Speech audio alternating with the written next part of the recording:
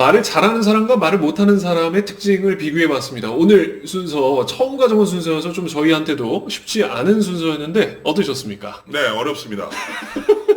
하고 싶지 않아요. 진심이에요. 아니, 솔직히 진짜 어려워요.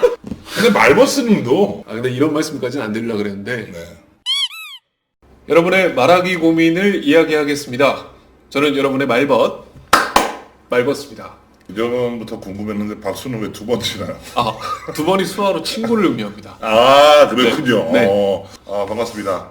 한 원장이에요. 오늘도 여러분의 말하기 고민을 한번 이야기해 보려고 하는데요. 오늘은 이 한 원장님과 그리고 말버스가 좀 재밌는 시간을 한번 가져봤습니다. 이 말 잘하는 사람의 특징과 말 못하는 사람의 특징. 이런 거 너무 창피하다.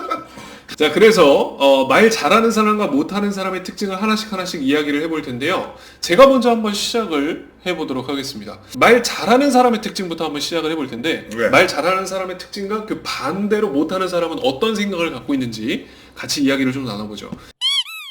이 말을 잘하시는 분들은요, 말하기에 대한 일단 기본적으로 거부감이 없습니다.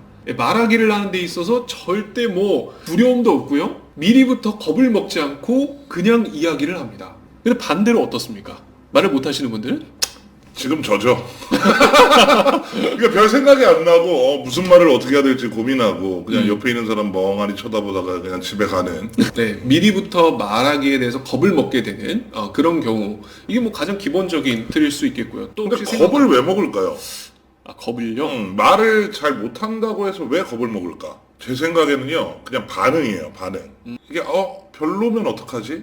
반응이 좀 별로였을 때, 그 반응이 이제, 무서운 거죠. 특히나, 사회 초년생들.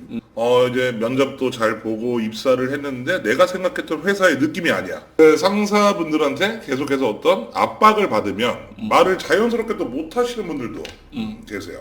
아름답다를 표현을 해도, 예쁘다도 있고, 또 뭐 있지? 저는 말 못하는 사람입니다. 근데 이게 책을 읽는다고 해서 해결되는 문제는 또 아니더라고요. 그렇죠. 교육을 하다 보니까 책을 많이 읽은 사람들도 좀 발현이 안 되시는 분들이 계세요. 맞아요. 그래서 저는 좀 생각을 하는 게 이 머릿속에 있는 생각을 바깥쪽으로 끄집어내는 이 소리라고 불리는 것이 우리가 말이라고 표현을 하잖아요.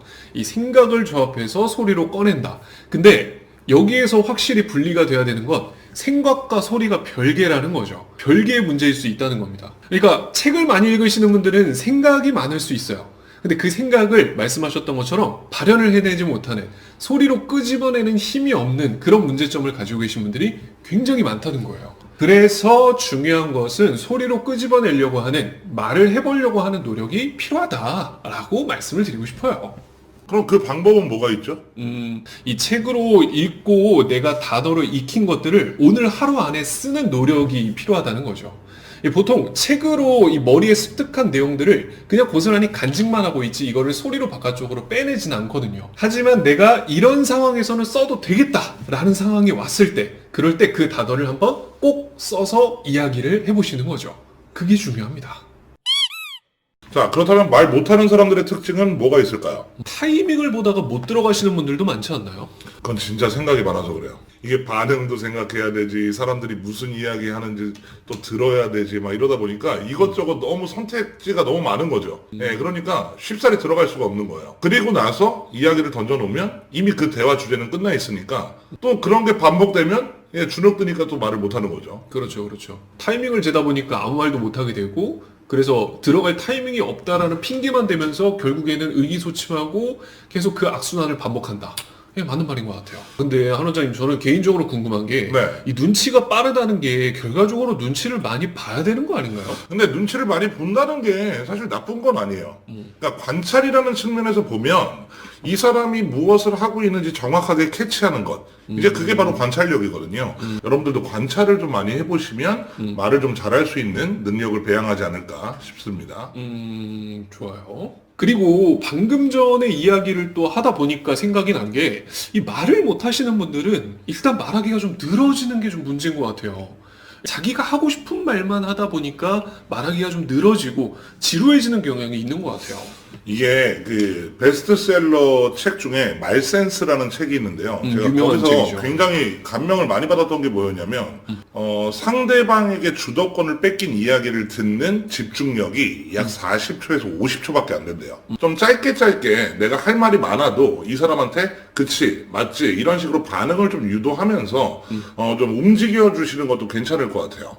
특히나 그리고 일상생활의 대화로 우리가 예를 들어봐도 이 초반에 길고 긴 대화들이 처음부터 나눠지는 건 뒤로 가면 갈수록 지루함을 줄 수밖에 없다고 생각하거든요.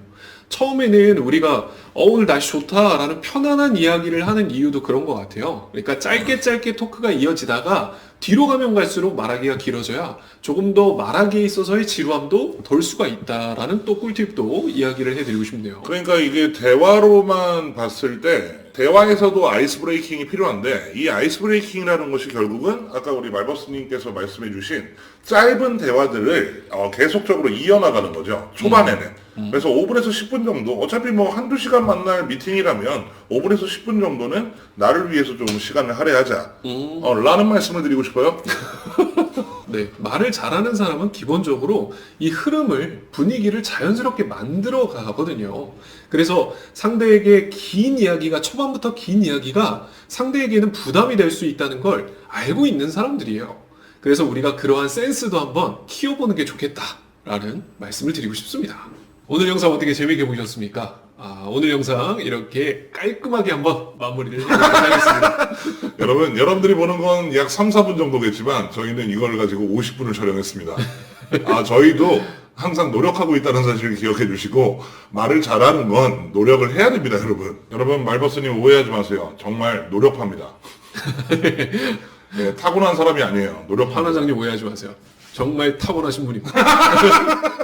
자, 그럼 이것으로 오늘 영상 마치도록 하겠습니다. 저는 지금까지 여러분의 말버스. 저도 조만간 꼭 만들어서 오겠습니다. 한원장입니다. 감사합니다. 감사합니다. 이거 큰일 났다, 이거 어떻게 편집하냐.